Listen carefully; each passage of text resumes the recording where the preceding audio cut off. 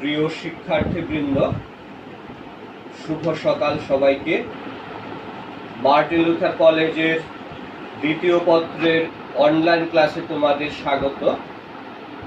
আমরা গতকাল ভাষার অপপ্রয়োগ ও শুদ্ধ প্রয়োগের বিভিন্ন দিকগুলো নিয়ে আলোচনা করেছিলাম। আজকে আমরা বাংলা ভাষায় শব্দদ্বিত্ব বা দ্বিত্ব শব্দের ব্যবহারের মাধ্যমে আমরা কি ধরনের ভুলগুলো করি সেগুলো নিয়ে আমরা আজকে আলোচনা করব। তো আমরা কিছু উদাহরণ আলোচনা করি। ঘাম জলে তার ষাট ভিজে গেছে, একটি বাক্য। ঘাম জলে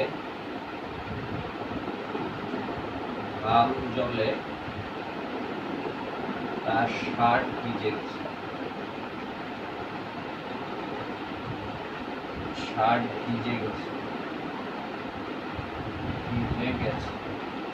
এটি একটি বাক্য। ঘাম জলে তার ষাট ভিজে গেছে। এই ঘাম এবং জল এই শব্দ দুটি ব্যবহার করা হচ্ছে, ভুল ব্যবহার করা হচ্ছে। এই জল, পানি, আবার ঘামেও আমরা জানি যে মানুষের শরীর ভিজে যায়। ঘামও এক ধরনের জল, থেমে গেলে মানুষের এক ধরনের জলে সেটি ষাট ভিজে যেতে পারে। সুতরাং এখানে বাক্যটিতে দ্বিতীয় শব্দ ব্যবহারের জন্য ভুল হচ্ছে বাক্যটির অর্থ। তাহলে এটিকে শুদ্ধ করলে ঘামে তার ষাট ভিজে গেছে। ঘামে তার ষাট ভিজে গেছে, এই বাক্যটি শুদ্ধ। ঘামে তার ষাট ভিজে গেছে। তাহলে এরকম আরো একটি বাক্য আমরা আলোচনা করি যে অশ্রু জলে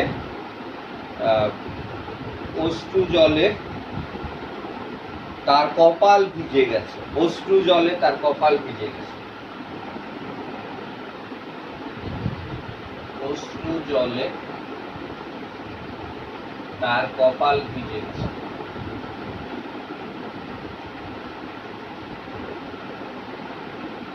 অশ্রু জলে তার কপাল ভিজে গেছে। এটি আরো একটি বাক্য। অশ্রু জলে তার কপাল ভিজে গেছে। এখানে একই রকম, অশ্রু মানে চোখের জল। আবার এরপরে যদি আমরা জল ব্যবহার করি, জল শব্দটি ব্যবহার করি, তাহলে এটি শব্দদ্বিত্ব হয়ে যাচ্ছে এবং এটি এক ধরনের বিভ্রান্তি সৃষ্টি করছে, ভ্রান্তি সৃষ্টি করছে, ভুল তৈরি করছে। তাহলে অশ্রুতে তার কপাল ভিজে গেছে। কপাল ভিজে গেছে। অশ্রুতে তার কপাল ভিজে গেছে।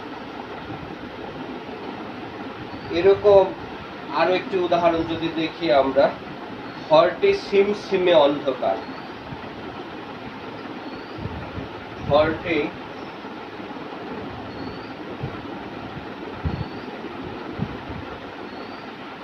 সিমসিমে অন্ধকার।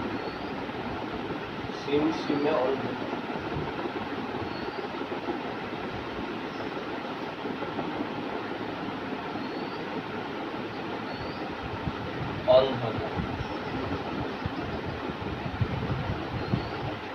আসলে সিমসিমে অন্ধকার এটি এই শব্দটির ক্ষেত্রে, এই বাক্যটির ক্ষেত্রে শুদ্ধ নয়, অর্থ প্রকাশ করতে সক্ষম নয় বাক্যটি।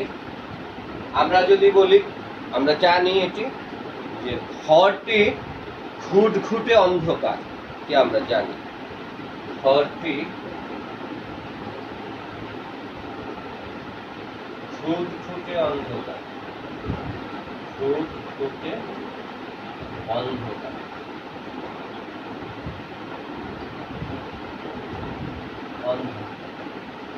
তাহলে এই বাক্যটিকে আমরা এভাবে শুদ্ধ করতে পারি। দ্বিতীয় শব্দের ব্যবহারের মধ্য দিয়ে আমরা যে ধরনের ভুলভ্রান্তি করে থাকি সেগুলো আমরা পরিহার করতে পারি। এরপরে আমরা আলোচনা করি যে বাচ্যের ভুল ব্যবহারের মধ্য দিয়ে আমরা কি ধরনের ভুলগুলো করি। বাচ্য পরিবর্তন আমরা জানি ইংরেজিতে যে ভয়েস, যেটি ভয়েস চেঞ্জ, বাংলায় হচ্ছে বাচ্য। বাচ্যের পরিবর্তন, বাচ্যের ভুল প্রয়োগও আমরা কি ধরনের ভুলগুলো করি সেটা নিয়ে একটু আলোচনা করতেছি। যেমন সূর্য পূর্ব দিকে উদয় হয়েছে, একটি বাক্য, সূর্য পূর্ব দিকে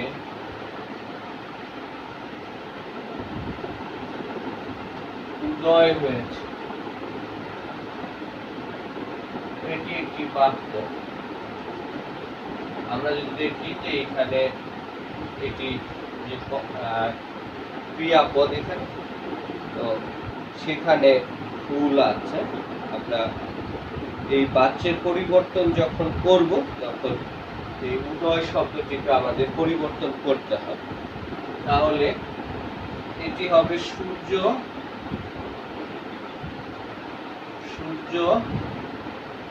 পূর্ব দিকে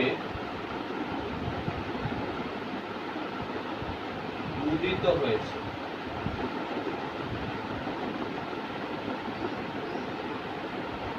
সূর্য পূর্ব দিকে উদিত হয়েছে। আরো দু একটি বাক্য আমরা আলোচনা দেখি। আপনার কি মনে হয় না বিধি লঙ্ঘন হয়েছে?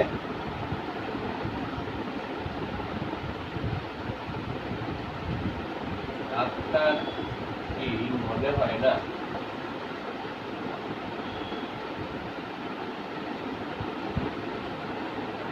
বিধি লঙ্ঘন হয়েছে? বিধি লঙ্ঘন হয়েছে।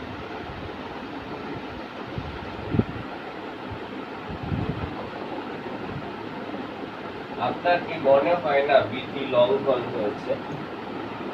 এটি আমরা লঙ্ঘন বানানটি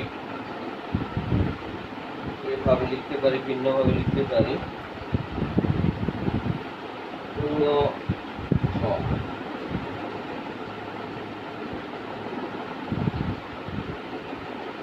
আপনার কি মনে হয় না বিধি লঙ্ঘন হয়েছে? এখানে লঙ্ঘন শব্দটি যখন বাচ্য পরিবর্তন করব তখন সেটি আমাদের পরিবর্তন করতে হবে। তাহলে এই শব্দটি শুধু এই বাক্যের মধ্যে পরিবর্তন করতে হবে। আপনার কি মনে হয় না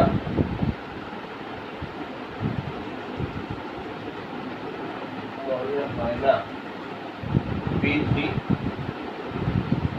লঙ্ঘিত হয়েছে?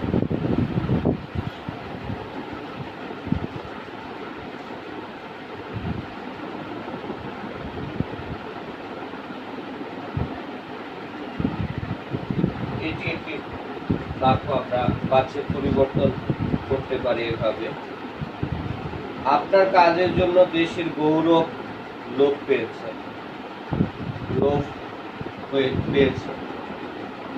আরেকটি বাক্য, আপনার কাজের জন্য দেশের গৌরব লোপ পেয়েছে। আপনার কাজের জন্য দেশের গৌরব লোপ পেয়েছে। আপনার কাজের জন্য দেশের গৌরব লোপ পেয়েছে।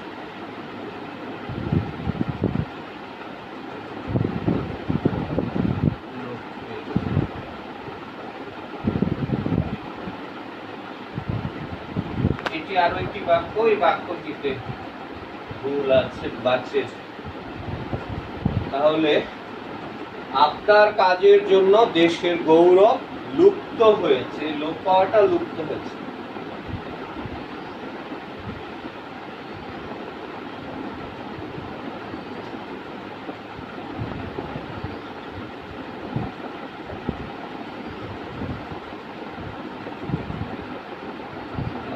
দেশের গৌরব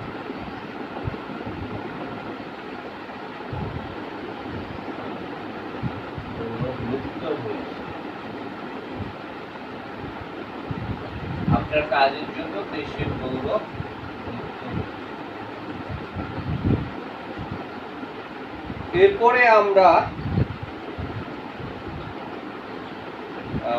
প্রবাদের মাধ্যমে ভাষার যে ভুলভ্রান্তিগুলো হয়, প্রবাদের ভুল প্রয়োগের মাধ্যমে, অপপ্রয়োগের মাধ্যমে, সেগুলো নিয়ে আমরা একটু আলোচনা করব। স্বল্প বিদ্যা ভয়ঙ্কর একটি প্রবাদ আমরা একটু আলোচনা করতে চাই।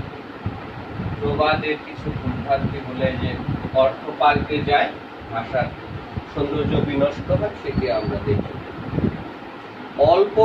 স্বল্প বিদ্যা ভয়ঙ্কর।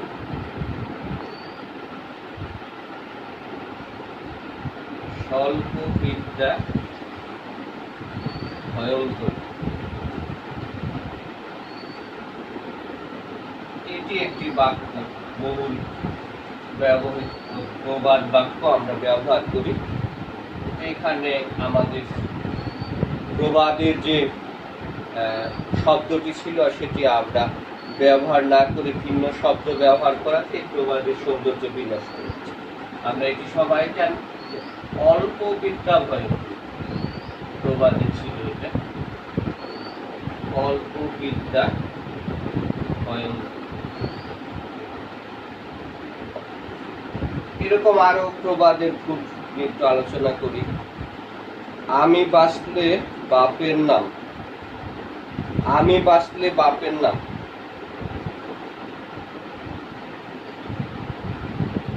আমি বাঁচলে বাপের নাম।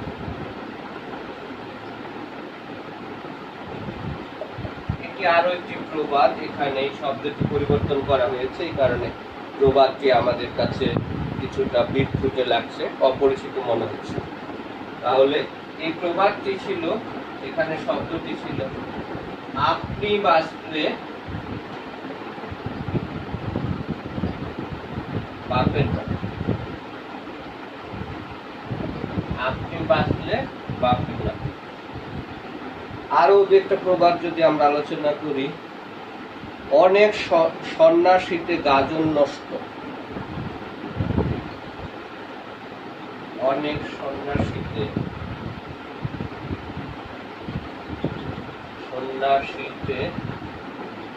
গাজন নষ্ট।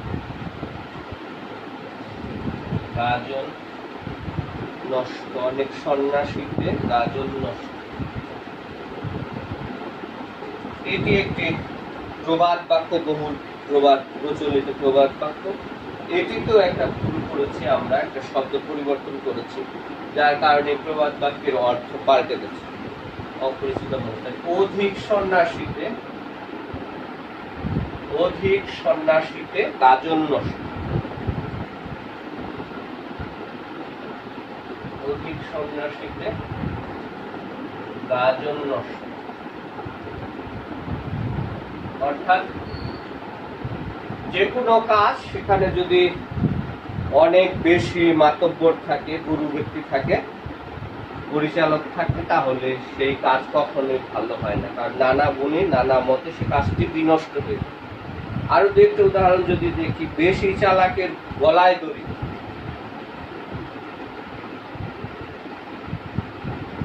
বেশি চালাকের গলায় দড়ি।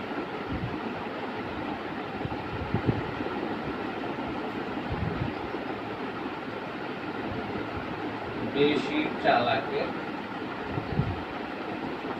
গলায় দড়ি। গলায় দড়ি, এটি আমরা জানি বহুল প্রচলিত একটি প্রবাদ। এখানে বেশি চালাকের গলায় দড়ি আমরা ব্যবহার করাতে এটি অপরিচিত মনে হচ্ছে। এই প্রবাদ বাক্যটিও আমাদের কাছে খুবই পরিচিত।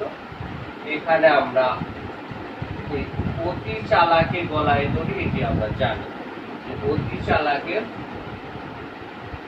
গলায় দড়ি। গলায় দড়ি অর্থাৎ যে ব্যক্তি অনেক বেশি চালাক, প্রাকারান্তরে সেই আসলে বিপদে পড়ে। মোল্লার দৌড় ঘর পর্যন্ত।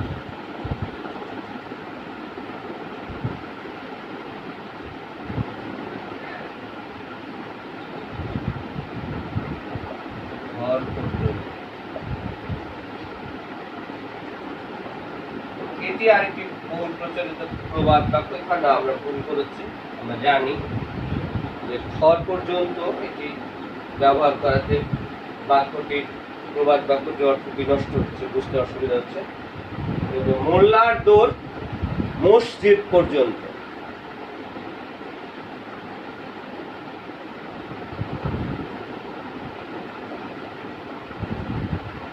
মোল্লার দৌড় মসজিদ পর্যন্ত। মসজিদ মসজিদ পর্যন্ত।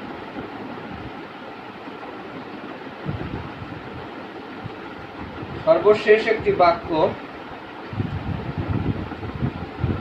তারা গরিবের পাকা ধানে আগুন দিয়েছে।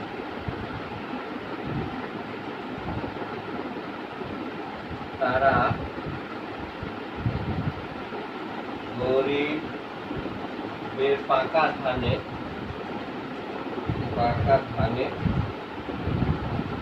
আগুন দিয়েছে। এই বাক্যটি এখানে আমরা জানি যে আগুন দিয়েছি শব্দটি ভুল ব্যবহার করা হয়েছে, পরিবর্তন করা হয়েছে। তারা গরিবের পাকা ধানে মই দিয়েছে, এটি হচ্ছে প্রবাদ বাক্য।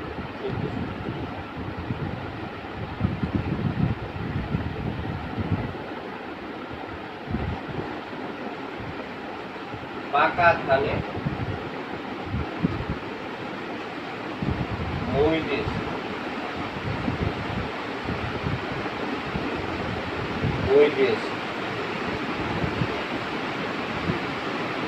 এরপরে আমরা আরো কিছু উদাহরণ দেখি। বাগধারা, আগেরটা ছিল প্রবাদের ভুল প্রয়োগে কি ধরনের ভাষার ভুলভ্রান্তি হয়, এ পর্যায়ে আমরা বাগধারার ভুল প্রয়োগে ভুল ব্যবহারে কি ধরনের ভুলভ্রান্তি হয় সেটা নিয়ে আমরা আলোচনা করি।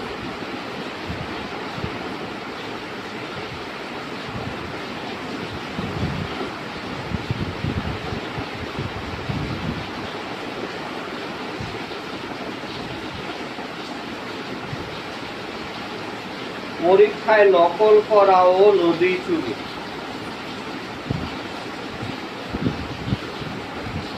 পরীক্ষায় নকল করা ও নদী চুরি। এটি একটি বাগধারা, এটির ভুল প্রয়োগ করা হয়েছে। পরীক্ষায় নকল করা ও নদী চুরি, এই নদী চুরি যে অংশটি এটি ভুল ব্যবহার করা হয়েছে, শব্দ পরিবর্তন করা হয়েছে। আমরা জানি যে এটি হবে পরীক্ষায় নকল করা ও পুকুর চুরি।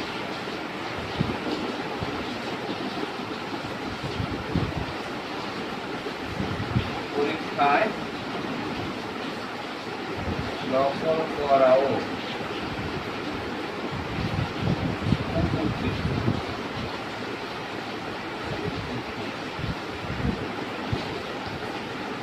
আরো দেখতে উদাহরণ যদি দেখি, লেখা পড়া করলে পরীক্ষায় মুরগির ডিম না করলে, এমন লেখাপড়া করলে পরীক্ষায় মুরগির ডিম পাবে।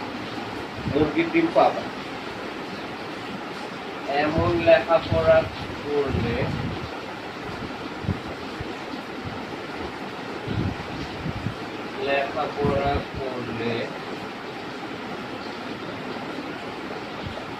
পরীক্ষায়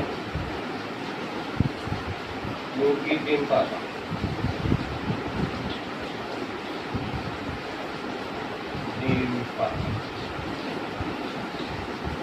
এটি একটি বাক্য, মুরগির ডিম, এখানে এই শব্দটি পরিবর্তন করা হয়েছে, যে কারণে প্রবাদ বাগধারাটি আমাদের কাছে অপরিচিত মনে হচ্ছে। তাহলে এমন লেখাপড়া করলে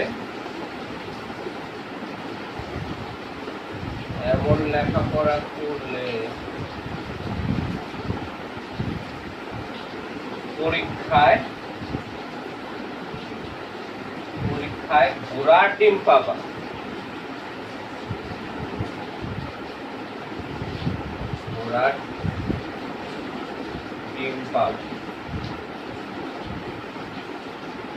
এমন লেখাপড়া করলে পরীক্ষায় ঘোড়ার ডিম পাবে।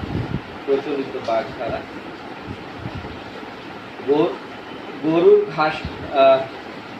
লোকটি সারা জীবন গরুর মতো খেটে গেল। লোকটি সারা জীবন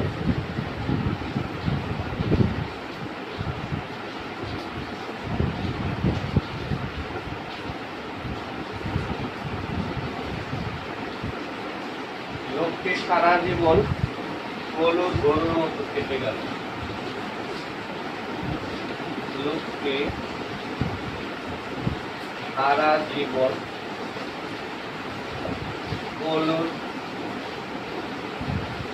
গরুর মতো খেটে গেল।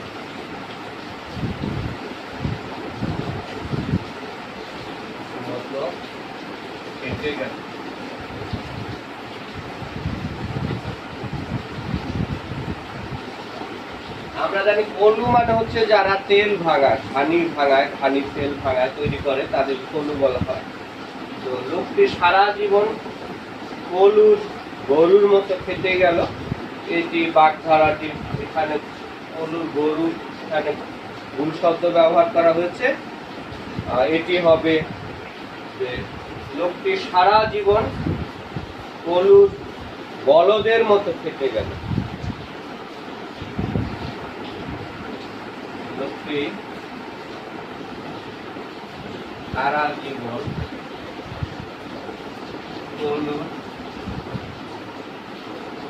বলদের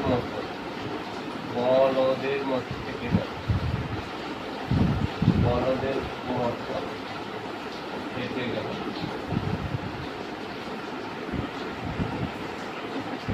লোকটি সারা জীবন বলদের মতো কেটে গেল।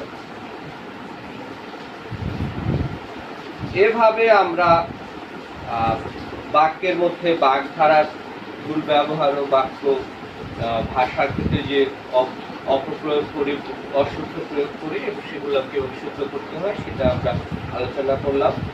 এ পর্যায়ে জ্যোতি চিহ্ন ব্যবহারের মাধ্যমেও, ভুল ব্যবহারের মাধ্যমে ভাষায় কিছু বিভ্রান্তির সৃষ্টি হয়, সমস্যা তৈরি হয়, সেগুলো নিয়ে একটু আলোচনা করব।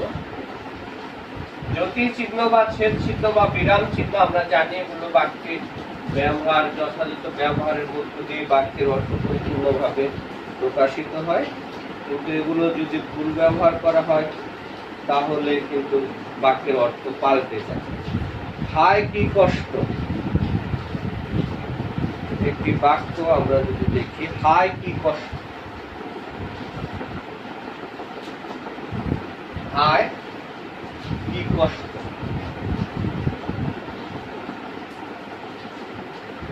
এই একটি বাক্য দাঁড়িয়ে দিলাম শেষে গিয়ে।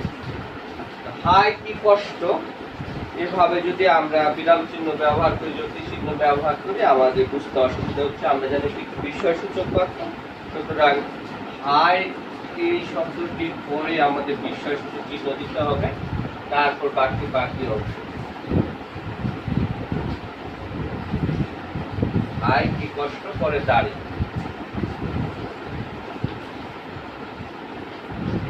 কি বিস্ময়ের ব্যাপার, একই রকম। কি বিস্ময়ের ব্যাপার, কি বিস্ময়ের ব্যাপার।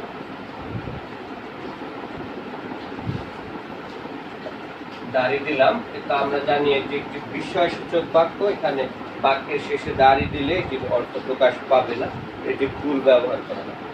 তাহলে কি বিস্ময়ের ব্যাপার,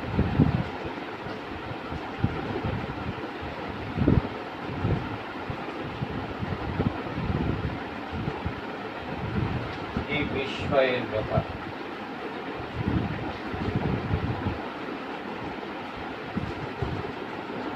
বিস্ময়ের ব্যাপার, এখানে বিস্ময়সূচক চিহ্ন শেষে দিতে হবে। তারপরে রহিম, করিম, কৃষ্ণ নিয়মিত স্কুলে যায়।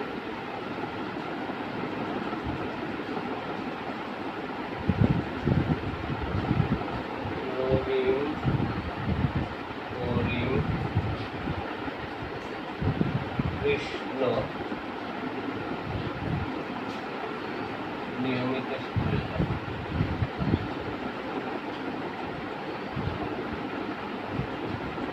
দেখি আরেকটি বাক্য। এইখানেও আমরা জানি বিরাম চিহ্নের ভুল প্রয়োগ করা হয়েছে। শুদ্ধ করে লিখতে গেলে আমাদের লিখতে হবে রহিম করিম ও কৃষ্ণ নিয়মিত স্কুলে যায়।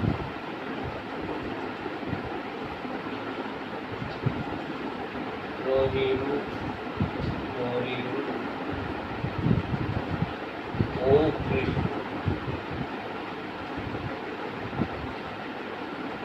নিয়মিত স্কুলে।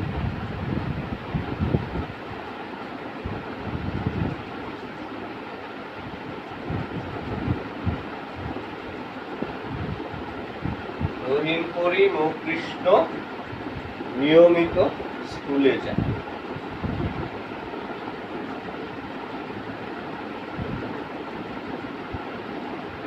আরো একটি বাক্য, হাসান তুমি কি তাকে চেনো?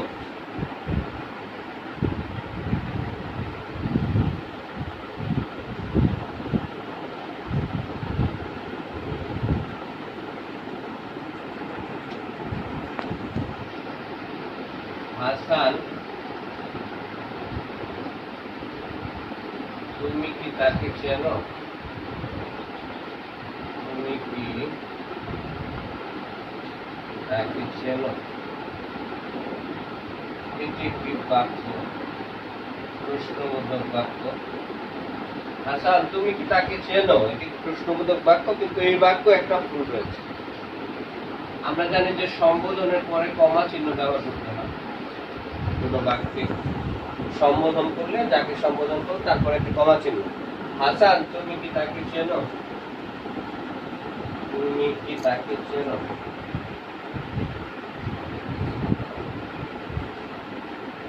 তুমি কি তাকে চেনো? হাসান তুমি কি তাকে চেনো? হাসান, এটি হলো সম্বোধনের পরে কমা, সেই কমার না দেওয়ার জন্য বাক্যটিতে ভুল হয়েছে। এ পর্যায়ে আমরা কখনো কখনো বাক্যে ভুল প্রয়োগে বিশেষণ পদের ভুল প্রয়োগের জন্য কিছু ভুলভ্রান্তি হয়, সেগুলো নিয়ে একটু আমরা আলোচনা করব। একটি বাক্য, বাংলাদেশ একটি উন্নতশীল দেশ। বাংলাদেশ একটি উন্নতশীল দেশ। কখনো কখনো বাক্যে একটি শব্দের বিশেষণ থাকার পরও আমরা সেটিকে আবার যখন আরো বিশেষণ তৈরি করবার চেষ্টা করি তখন এই ভুলগুলো হয়। বাংলাদেশ একটি উন্নতশীল দেশ। বাংলাদেশ একটি উন্নতশীল দেশ। উন্নতশীল দেশ। বাংলাদেশ একটি উন্নতশীল। এখানে উন্নত শব্দটি একবার বিশেষণ আছে, সেটিকে আবার বিশেষণ করবার চেষ্টা করা। তাহলে বাংলাদেশ একটি উন্নয়নশীল দেশ। বাক্যটি হবে বাংলাদেশ একটি উন্নয়নশীল দেশ। উন্নয়নশীল।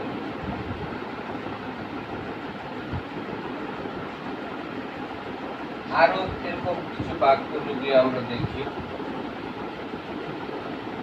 তিনি সস্ত্রীক কুষ্টিয়ায় থাকেন।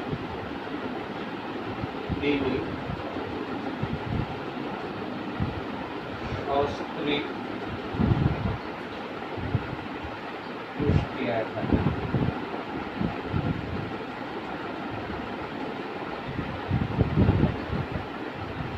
এটি একটি বাক্য। এখানে সস্ত্রীক শব্দটির মধ্যে ভুল আছে। তাহলে তিনি সস্ত্রীক কুষ্টিয়ায় থাকেন।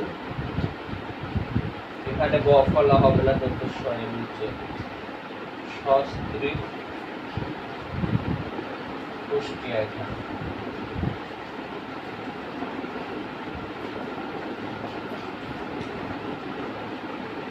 তিনি সস্ত্রীক কুষ্টিয়ায় থাকেন।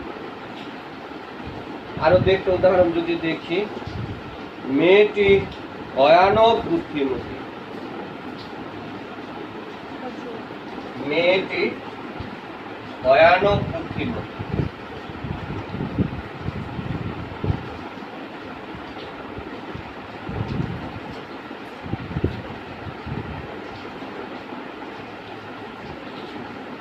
মেয়েটি ভয়ানক বুদ্ধিমতী,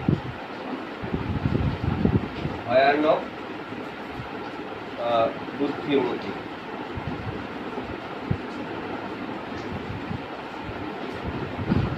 এটি একটি বাক্য। এখানে ভয়ানক বিশেষণ পদটি ব্যবহার করা হচ্ছে। বুদ্ধিমতীর আগে বুদ্ধিমতী বিশেষণ, তার আগে ভয়ানক আরো একটি বিশেষণ পদ ব্যবহার করা হচ্ছে, তো সেটির ভুল ব্যবহার করা হচ্ছে। তাহলে মেয়েটি অত্যন্ত বুদ্ধিমতী, মেয়েটি অত্যন্ত বুদ্ধিমতী, মেয়েটি অত্যন্ত বুদ্ধিমতী। আগত সোমবারে সে জাপান যাবে।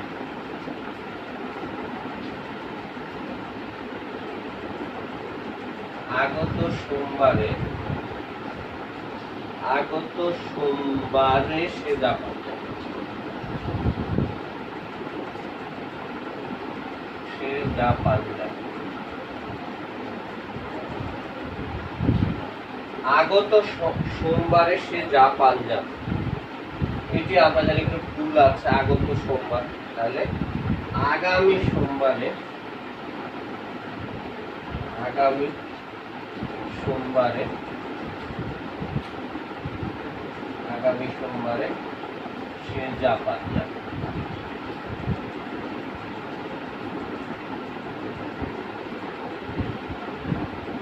আগামী সোমবারে সে জাপান যাবে। এভাবে বাক্যে বিশেষণের ভুল কারণে অনেক ক্ষেত্রে বিশেষের ভুলের জন্য বাক্যে নানা রকম ভ্রান্তি হয়। আমরা বিশেষের স্থানে বিশেষণের প্রয়োগ করলে কি ভুল হয় সেটি আরো কিছু উদাহরণ আমরা দেখি। যেখানে বিশেষ পদ ব্যবহার করার কথা সেখানে যদি আমরা আবার বিশেষণ পদ ব্যবহার করি তাহলে কিরকম ভুল হয়।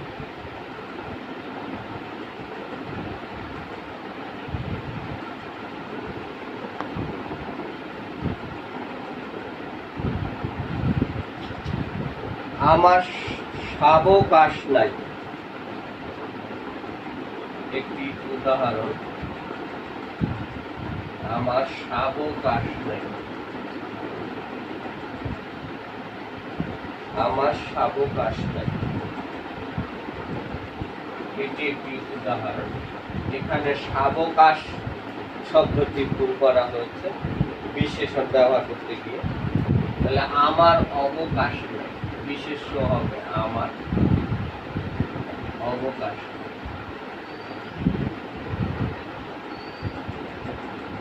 আমার অবকাশ। আরো উদাহরণ যদি দেখি, দুর্বল বশত সে আসতে পারেনি।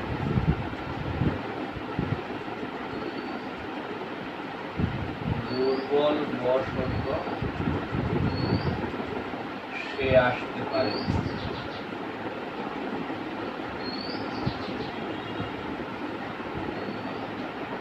আসতে পারেনি। তাহলে এখানে ভুল আছে, দুর্বল বশত, এটি ভুল আছে বিশেষ। এখানে দুর্বলতা বশত, দুর্বলতা বশত সে আসতে পারেনি।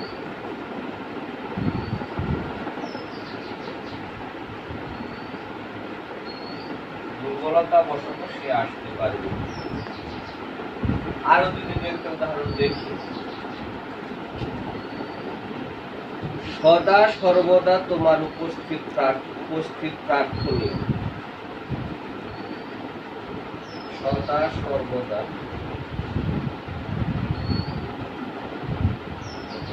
তোমার উপস্থিত প্রার্থনীয়।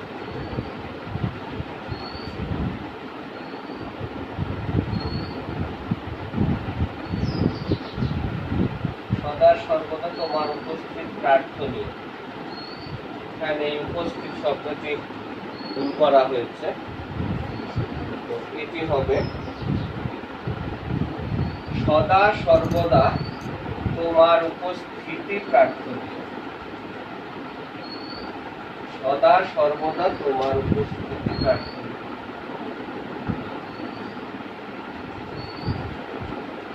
সদা সর্বদা তোমার উপস্থিতি প্রার্থনীয়।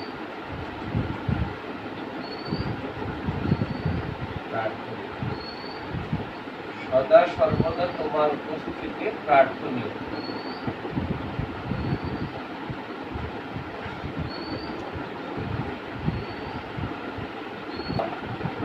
আমরা আগামী ক্লাসে আরো ভাষার ব্যবহারে অশুদ্ধ প্রয়োগে কিরকম ভুলভ্রান্তি হয় সেগুলো নিয়ে আমরা আবারও আলোচনা করব। তাহলে আজকে আমরা বাচ্যের ভুল, জ্যোতিচিহ্ন ব্যবহারের ভুল, প্রবাদ ব্যবহারের যে ভুল, বাগধারা ব্যবহারের যে ভুলভ্রান্তিগুলো আমরা করি সেগুলো নিয়ে আমরা আলোচনা করেছি।